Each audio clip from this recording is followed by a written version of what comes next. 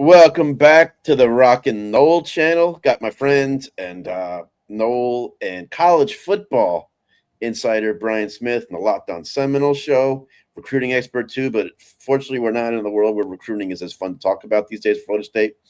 But I asked him to come on today to talk a little Florida State football, but mainly the college football coaching carousel and how it has huge, in my opinion, and Brian agreed with me too before the show, huge impacts on Florida State's decision to can or keep Mike Norvell or who they're going to go after, all that stuff. It's a domino effect, the coaching cycle.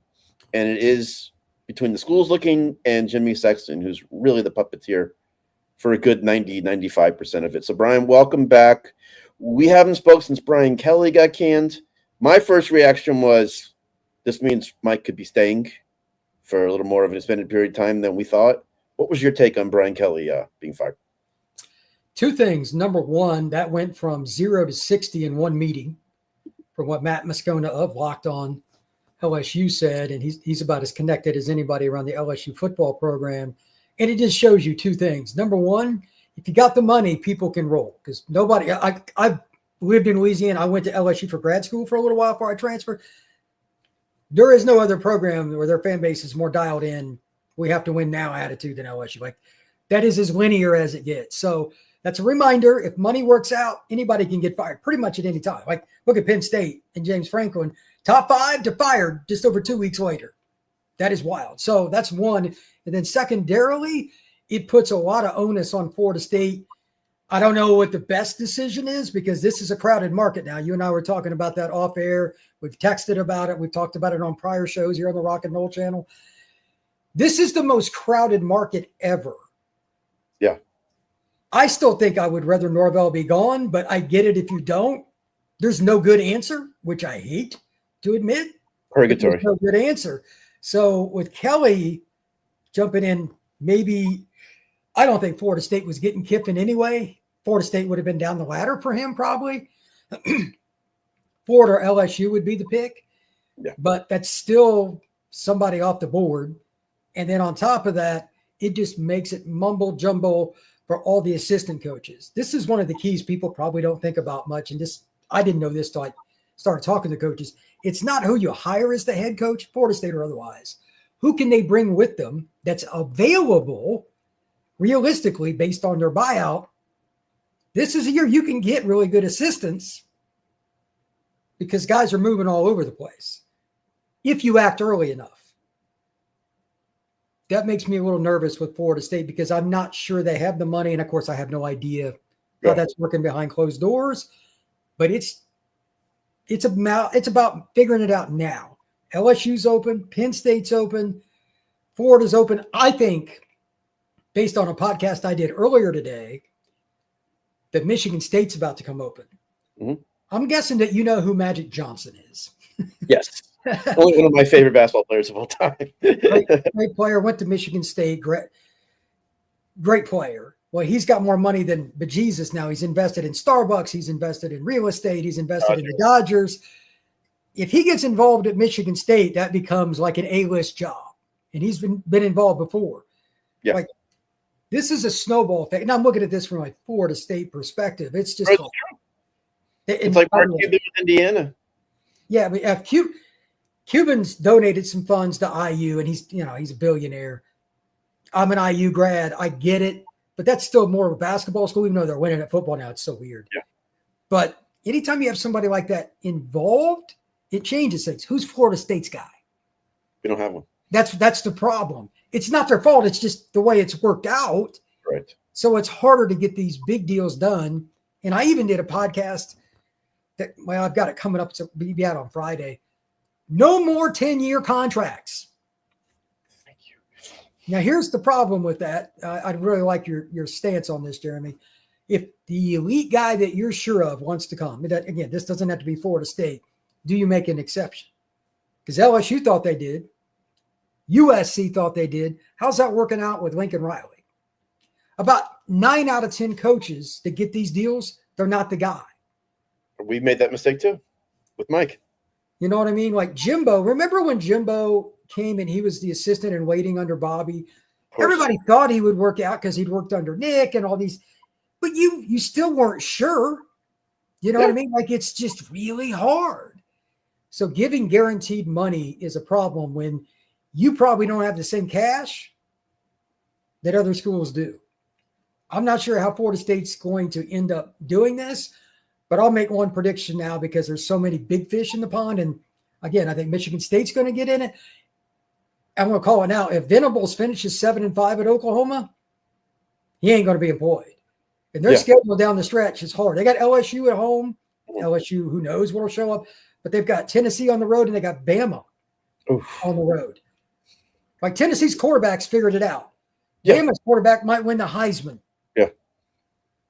Oklahoma's got more money. Just like, they got some real high-end boosters. That's oil money. God, yeah. Oil money.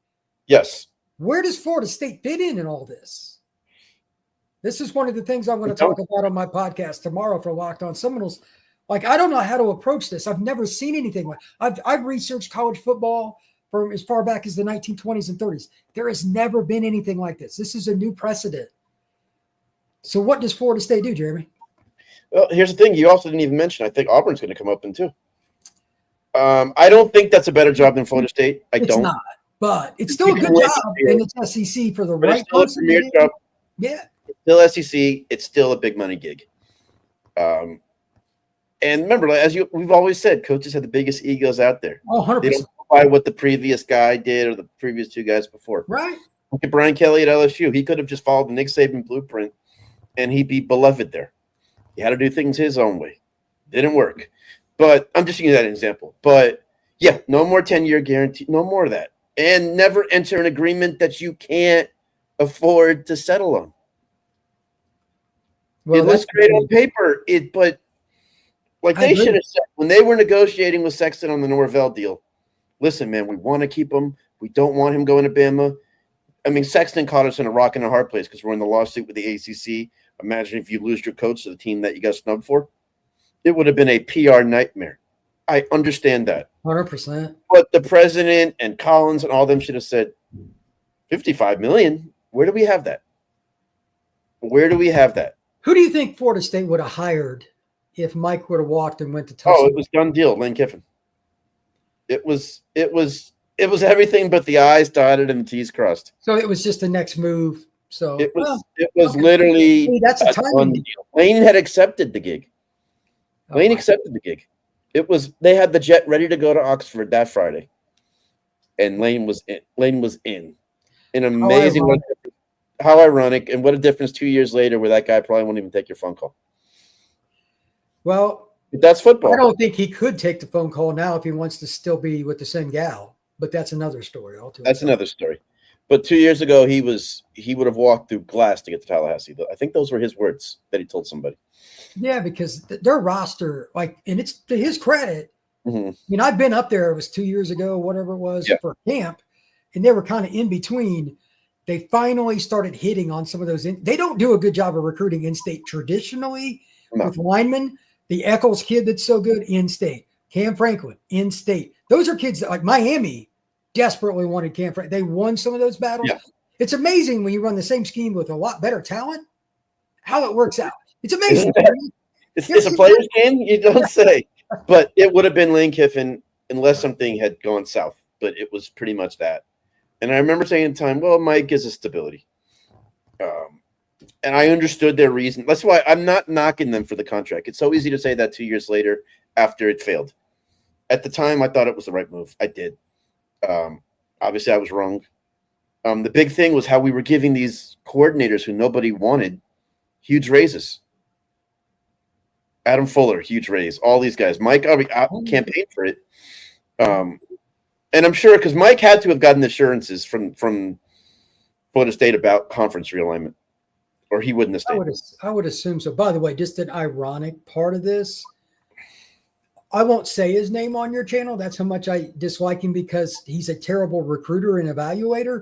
Hint, the first two classes that they had as full classes when Norvell came in, which position did they just whiff on more than any other? O-line. Oh, yeah. Where is that guy at now? LSU. You know who? I think, unless I'm wrong, they named him the offensive coordinator for the interim. Yeah, he's terrible.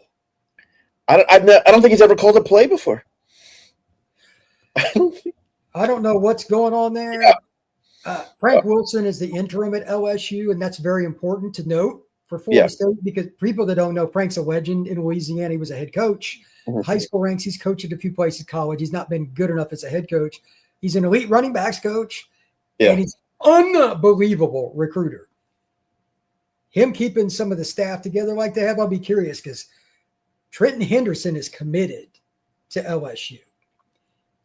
If I am dead wrong, and I hope I am, and Florida State wins a few games down the stretch and something goes right, maybe they could get Trenton Henderson. He's a Pensacola kid. Florida State desperately needs pass rushers. And we have not recruited well in the Panhandle as a whole. Who's the guy that keeps saying we got to recruit the I-10 corridor better? You know that guy? Yeah, you're looking at him right now. Of course. It's ridiculous. From Baton Rouge to Jacksonville, when I was growing up in U2, Baton Rouge is literally where LSU's at, but Travis Minor and Warwick Dunn are both Baton Rouge Catholic. Major Applewhite. Who's that? Major Applewhite. Yep. He was the quarterback. Yep. He was Travis Minor's quarterback.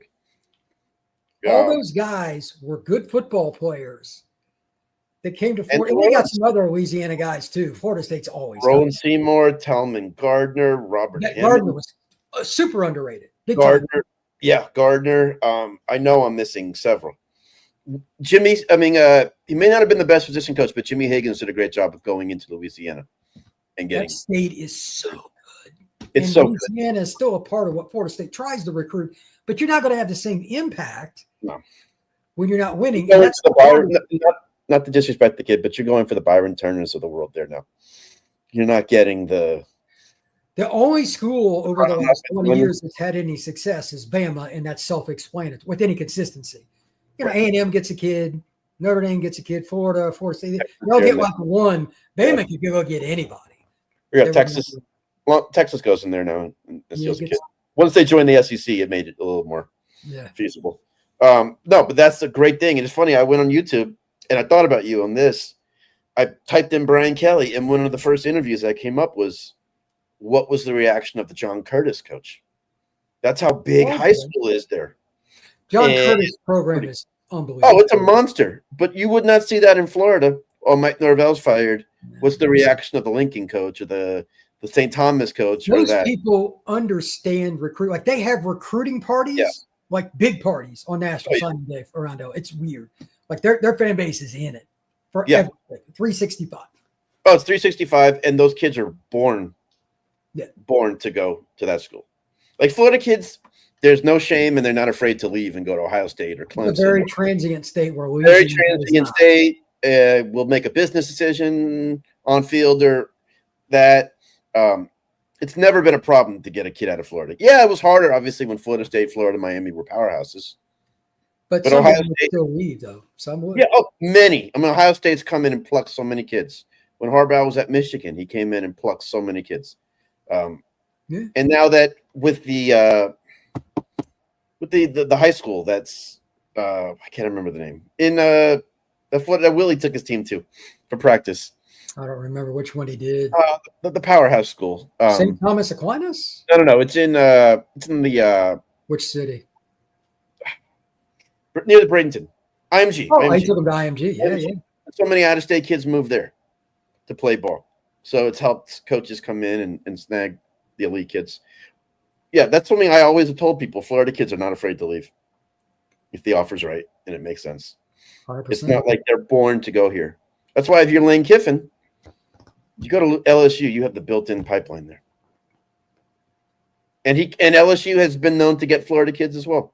That's another school I mentioned. When Saban was at LSU, he got Miami kids. After that, Patrick Peterson, Fort Lauderdale, went there, who was born to go to Florida State. They're not afraid to leave. And I think Kiffin knows that, especially with his ties here. I guess that segues to my next point. Do you think that Kiffin was almost a done deal to Florida, and now he's just playing the game with LSU? Is he going to? Do you still think he ends up in Florida? This is a really interesting question. I actually think he will stay, but this is very drawn out. Okay. Here's the thing. I don't know how much we can believe with the actual number, but it's been reported. I'm sure everybody's seen this. If you follow social media, 13.5 million a year, which the Bull Gator Club is not playing if that's the total or anything close to it. Yeah. Power to it. But it's still the same thing we talked about last time, and Florida State will soon be in this same boat. You can laugh at Florida if you want, but Florida State's going to be right there with them very, very soon, just rowing along. You're going to screw up your recruiting class, all this other stuff, because now that they beat Oklahoma, how are they not going to the playoff? That was the kicker. They said the loss the other day was a huge blow to Gainesville. I think even McMurphy. You have two choices. And again, Florida State will be in the same boat. So hear me out. You either eat it. And I do mean eat it, because your first year paying him, you ain't winning.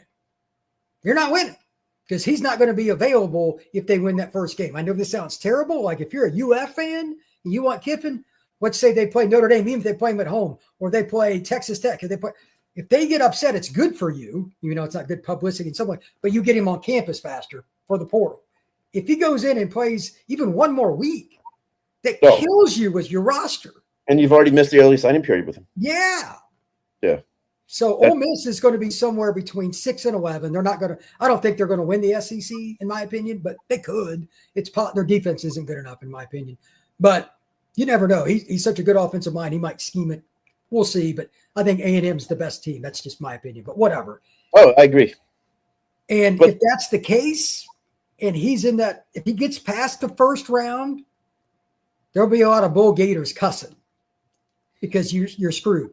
Yeah. Do you go all in regardless, knowing that in advance? Because you're going to have to pass on everybody else to go after Lane. That's the thing is how much you like. Exactly. If you really like Eli Drinkwitz a lot, I think he's a good coach. I think he'd fit in well there. He's a weird guy. I heard that he wasn't interested, which that would surprise me. That might be a culture more than me. That might be a culture thing. I have family ties to the University of Missouri. My second cousin used to be the AD there, and he's a god. The Bull Gator Club is something you got to answer to. Like that's a different deal. Oh, it's a different animal, and he's got some huge donors at Missouri that have really helped. That's what I mean. So there's a lot of old money at Missouri, and they got NIL. Yeah. Not saying it's an easier job, and he's making a ton of money. Yeah, he's happy there. That's nowadays might not be as enticed to leave based on the timing scenario. That's like all these assistants, Florida, and if Florida State goes for the big fish, they'd be in the same boat too. I don't want to say it's Kiffin, but if you wait it out and you go for it and fill in the blank, you're going to miss on guys like Buster Faulkner, who I think I would take right now. He's the offensive coordinator at Georgia Tech. He's next up. Give me him. And like, it's not good for FSU if Kiffin goes to Florida. It's not. That is not good. It's not good. Worst case scenario. But if you gave me Faulkner, considering Florida State's A, horrific current circumstance, and B, at least for us, normal people, what we assume is the financial situation is not anywhere near as prosperous as UF, just being honest. I will take the up-and-coming guy that you can pay $6 million a year, and you just give him a ton of bonuses for 6 years. Like he would probably take that deal in a heartbeat. He's never been a head guy, and he's still fairly young. Faulkner is a guy that's coached under Kirby. He was a part of the 22 national title team at Georgia. He was a part of the 23 team that with the whole Florida State, Alabama, Georgia, all that stuff. He was a part of that. And they gave Georgia hell last year. Yeah. Yep. That Friday night game. Yep. They don't have anywhere near the talent that Georgia does. No, and there was 8 overtimes. Yeah. I talked about Georgia Tech today on my live show on the portal. Their defense is number 61, I believe, pass defense. And they're like number 88 in run defense. They can't get the defensive linemen. The kids Florida State recruits, they're lucky to even get them to come to campus for an unofficial visit. That's crazy. And yet they're top 10. Do you think they got a good coaching staff here? Right. And it's funny you say that. And these are the kids at Florida State now. We say we just can't get the defensive linemen like we used to. Florida State still gets good. Like this current class is underrated and it's good players. I like the edge rushers though. It's weird. Yeah, I like all big guys. It's just bizarre. Well, that's that goes back to Mike and his recruiting. I'm going to do more research on Faulkner. I am familiar with the name. I know he's done a great job. Oh, he's good. I am not opposed to a coordinator with a ton of big time experience. Georgia I Tech don't and Georgia's are good starting points. Of course. And and Alabama, you said too. I think, yeah, he's got 2 or 3 different places that he's Yeah. been. Like, you're like, oh, okay. You know what I mean? It's like, and he's not been a guy that's arrogant or anything. We would have heard about it by now because his name's been bandied about. Like, Florida State is a pretty chill place. You're not going to take Brian Kelly types. That's not going to work. So, with that being stated, I'd imagine that Alfred's a splash higher kind of guy. He loves to make the big splash. He loves his pictures. He loves his video. He loves that moment. Buster Faulkner doesn't really fit that mod. I don't care. I would much rather at a proven coordinator at a major D1 experience than a group of 5 head coach. And typically, when you hire a coach, you go the opposite of what you had before. Is Sumrall. I like him. That would be the one. Yeah, I know. It's a sting thing. I get it. Yeah. But he's a really good football coach. Like, I live in Alabama, and like, he's got ties to this state. Everybody loves him here. Like, I've been told by Auburn people he's on the list. I tell you, I mean, he would kill it at LSU. Coming from Tulane and his New Orleans connections, and Matt McDonough said that like the LSU people would like that's an arrogant. They don't want to touch. Oh, it's G4. 100%. You can't do that.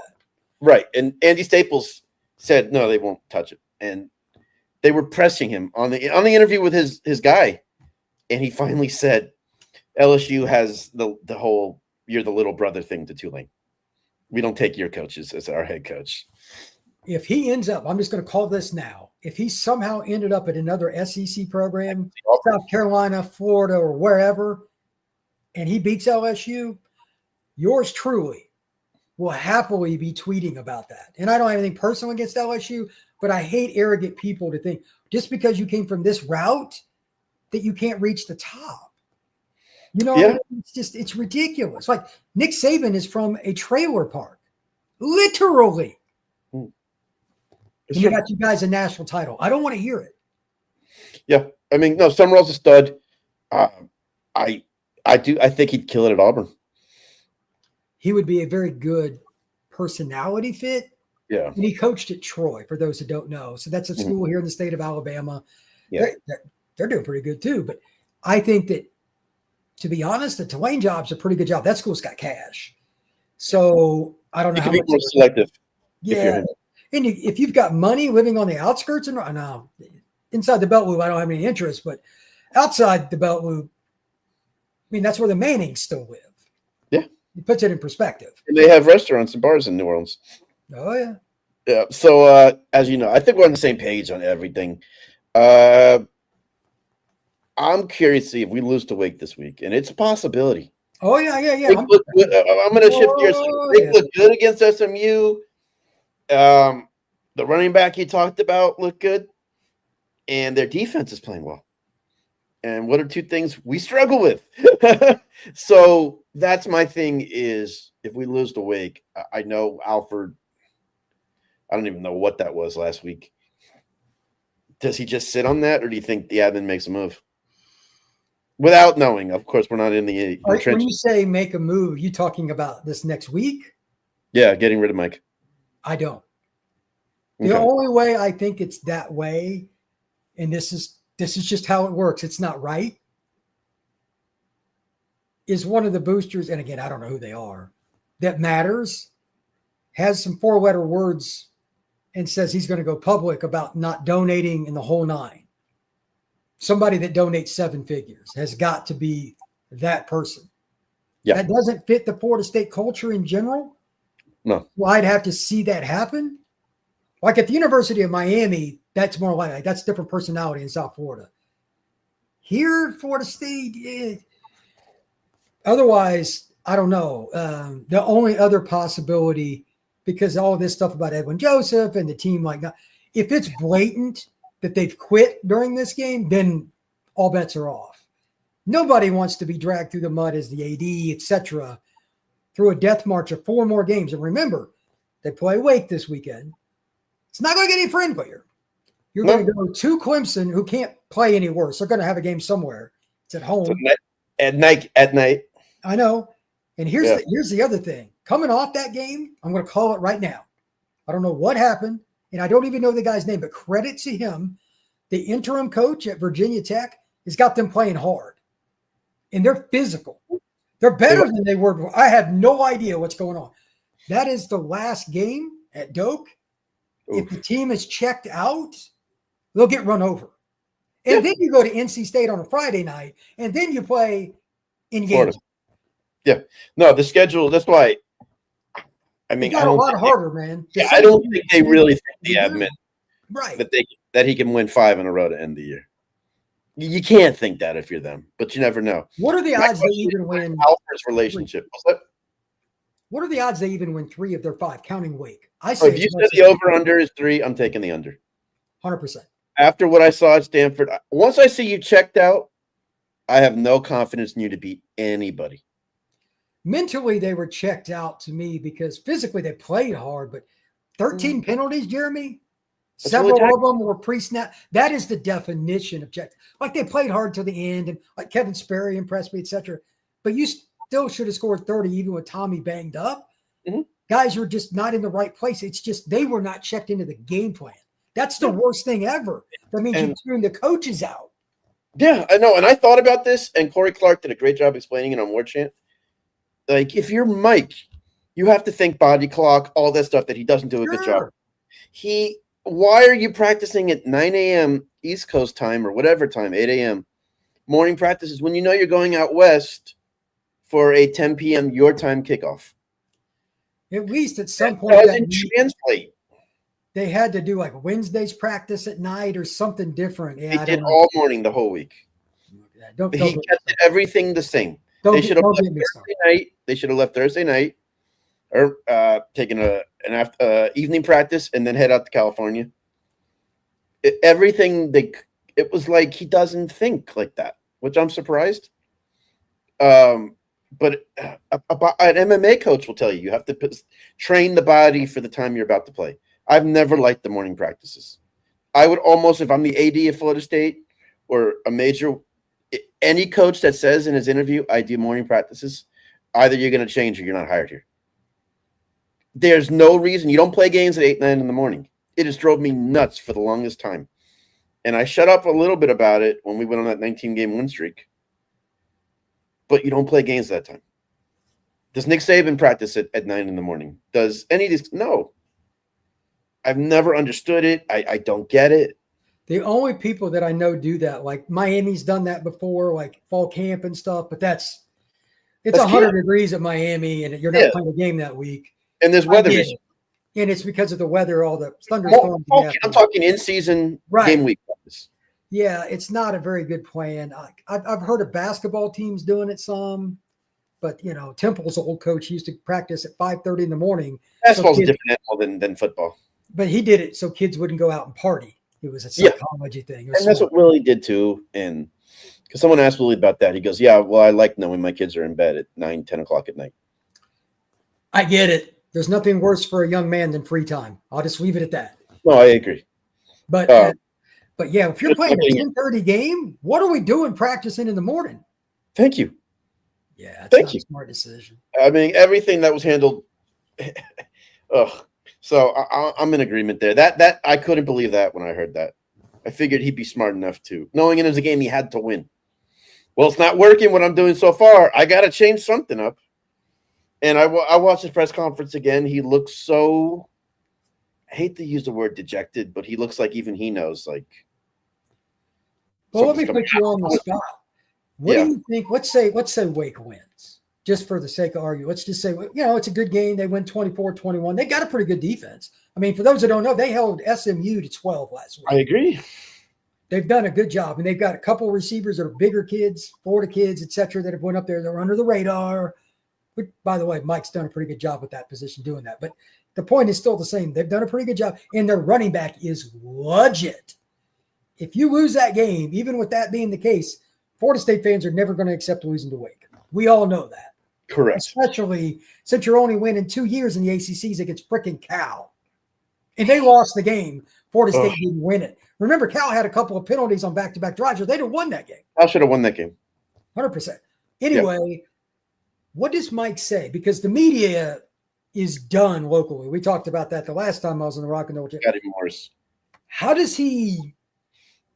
I don't go. It's why I don't go to the Florida State. I could get credential. I'm not going to do it. I would be the guy that would cause a ruckus that ends up on Sports Center because I'd ask the question that I don't care. I'll let them do it. Somebody's got to. They don't do it. They don't do it. They're professional. I'm thinking the Ira or whatever from. I could see him doing because he doesn't care at this point. I think, which is not like him. Ira's the most. But he's to that point. He said before the season that if I knew he was 7-5, I'd fire him on the spot. He said that on the air. Oh, that was Cameron. Cameron said that. Was it Cameron? Cameron said that. Ira was wishy-washy on that.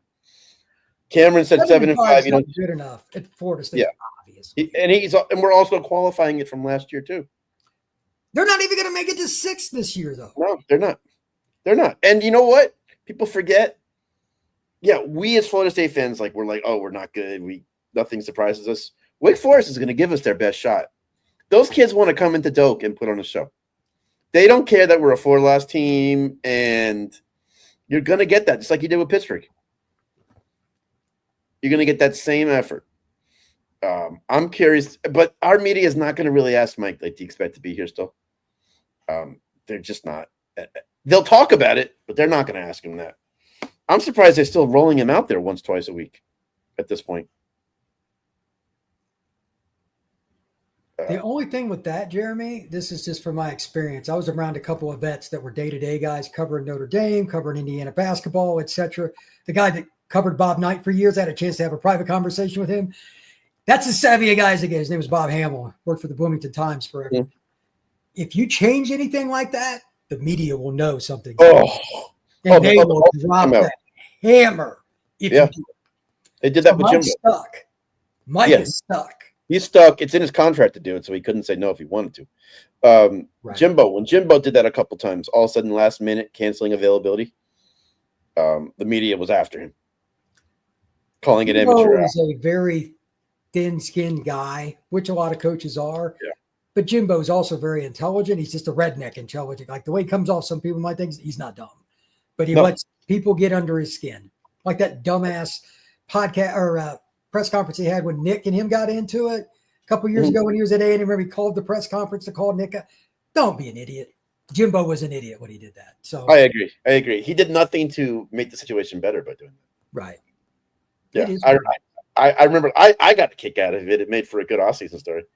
Oh, so, it was hilarious. It was hilarious. I still watch it sometimes. And then something must have happened where Jimmy Sexton got in the middle, or the two of them, because when the season started, they asked about Saban, and he's like, "Oh, we're cool. We talk. We talked. We hashed it out." And they said, "But you told him to lose your number." Nah, we worked it out. I just said to you, we worked it out. That's what the agent got involved. So, and they were friends. Like Saban helped recommend Pruitt to us. But that's the thing is, I think Sexton wants Mike to land on his feet after this year. So in some ways, I think he's going to want to work with Florida State. So we don't badmouth Mike or do anything to hurt those chances, which I don't think they would. So there's some posturing, I'm sure, there. If we're smart enough to do it, I trust Peter Collins. I think Peter Collins is a smart guy. The way he handled the lawsuit, I have some confidence in him. I'm just curious, do they believe in Alfred? I know Alfred just handled the Link Jarrett situation. Football is a different animal. Let's make a statement right here. No AD knows if it's going to work. Especially in this day and age.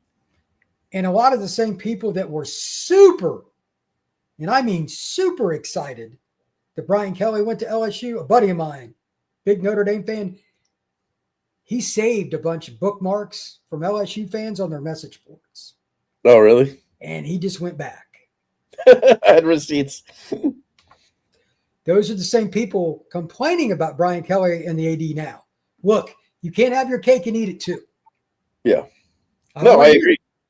I agree. So it's a guessing game It is Like, what it is. By the way, I called that one. I knew he wasn't going to make it in Baton Rouge. He's a terrible fit. No, that's why that brings me to my next point. You're one of the ones who've come out. If I'm not mistaken, you're not a James Franklin fan, right? James Franklin is the perfect coach for Michigan State, Wisconsin, NC State. He's a mid-level to slightly above mid-level program stabilizer. He can't, I don't know what it is, and I'm not trying to be a jerk.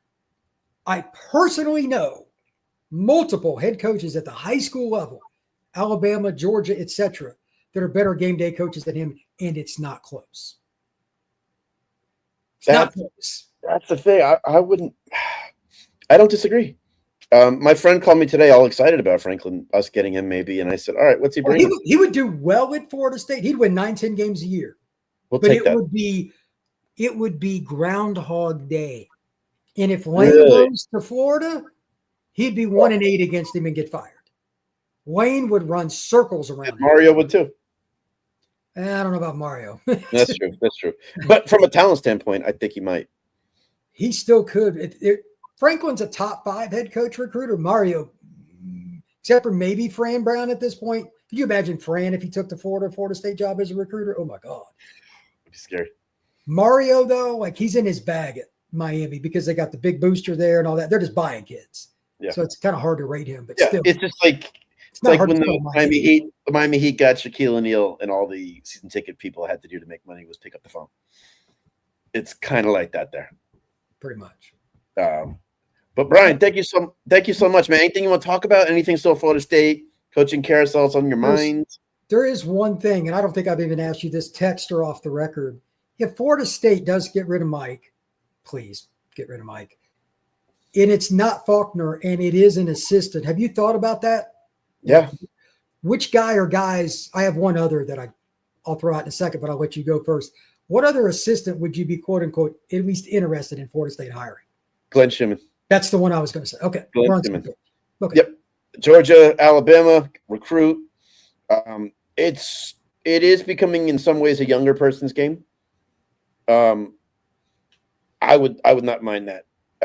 Someone said, "Oh, he'd lost some of the other recruits. Georgia's defense isn't as good." I don't believe that. I think he'd be a nice fit. He knows the Southeast. And look at what the last Georgia DC has done as a head coach.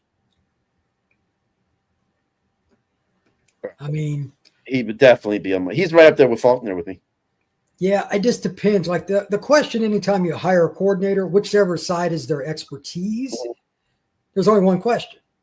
Well, who's your coordinator going to be on the other side of the ball? Who would Glenn hire as his OC? Now, let me be clear. It's not hard to hire OCs at Florida State because the toy chest is going to be overflowing.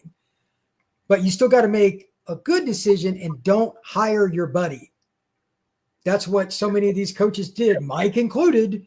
And after you do, you've got to be willing to fire your buddy. That's why it's hard. Yeah, it's funny because the first thing Lanning did was hire Kenny Dillingham, his buddy. I mean, every now and then, it's one of those things like that is fine because if you get away with it, that doesn't mean you didn't learn from it.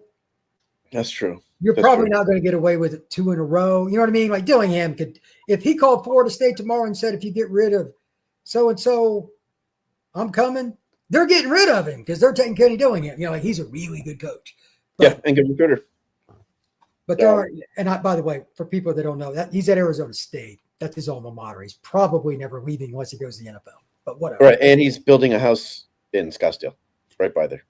I hope it's 20 years because it's a great story, but I'm not saying I wouldn't be disappointed if he took the Florida State job. Just saying. Okay, I like that. But Schumann would be on my list. Those are the top 2 coordinators, in my opinion. And I know I'm kind of going against what I said earlier, but I think you could get him for a good deal. Schumann probably would have. Yeah, he probably would have. 3 years ago, he would have run to Tallahassee. He could have taken jobs in the ACC already that had lower outcomes, at least most of the time. And like this is an example. I'm told Dave Doran's probably going to step down. It's a pretty good job. And Schumann could get that. He could make that call now. He doesn't have to. Yeah. He could at least get an interview probably at Florida or Florida State minimum And he's Well, not the hot same thing name at he was. LSU. It's interesting. I don't want to say going on a limb, but he's not the hot name he was 2 years ago. Well, they didn't. It's dumb because he's a better coach now because he's seen what they've done wrong, so he can try and fix it. I agree. It's No, I like easier- it. It's easier when you had more talent than everybody by a million miles. They don't anymore. So a little different. I've told myself today I'm not gonna get sold on a flashy hire. I don't think that's as important as it was in the past. 100%. In the world we live in now with recruiting and NIL, kids aren't like when I went to Florida State, and you, I'm sure you know, like so many of the kids would tell me, the kids, young men, man, I just had to play for Bobby Bowden. I just had to come to Florida State and play for Bobby Bowden. And then some of Florida, I had to play for Steve Spurrier. Sure. Other legends. It's not like that anymore. Every now and then you'll hear somebody talk about that as a deciding factor if all is equal, but it's pretty rare. 30 years ago, that was a major factor. That was everything. I got to play for Barry Switzer or Tom Osborne or whoever. I couldn't turn that down. Yeah. There's no Saban had that effect. Sure. Most Schembechler were different guys. Schembechler. I almost said Lloyd Carr, but no. But those legends, Joe Paterno, that type of guy. Yeah. I get it. I don't think there's right now that coach out there that people say I'll take less on NIL for because I have to play for him. It's actually true because while Georgia, I mean, they still buy kids off the record like some other people do. They did NIL before it was a thing. Yeah. But they don't pay as much most of the time. There's some exceptions. And it's a situation where, to be honest with you, they're still going to have a good culture because of it because they don't screw their locker room up, but you can get kids away from them. Kirby won't go all out like Oregon does. Like Oregon is the preemptive NIL program. Ohio State's picky about it too, but they don't spend as consistently as Miami and Oregon. I heard that's what happened with Croma, Usman Croma. His numbers went up. The judge said you can have them. We're not paying it. And they did that with Saban in Alabama. I think they had the flat rate on the. Saban didn't want to piss off his locker room, and I don't blame the man. He's obviously got a pretty good system going there. So he does, but I'm saying it was the case of, what do you want more now, or do you want to go to the NFL? My track record. He wanted guys that wanted to see the end of the rainbow, so I think Saban made the right decision. I agree too. But man, I'm with you on this stuff. I don't think Florida State finishes 5-0 to end the year.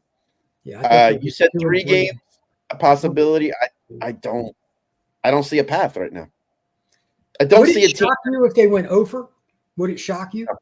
No. Me either. That's the chances of going 0-5 to me are far higher than 5-0. Absolutely. After what I saw at Stanford, yeah.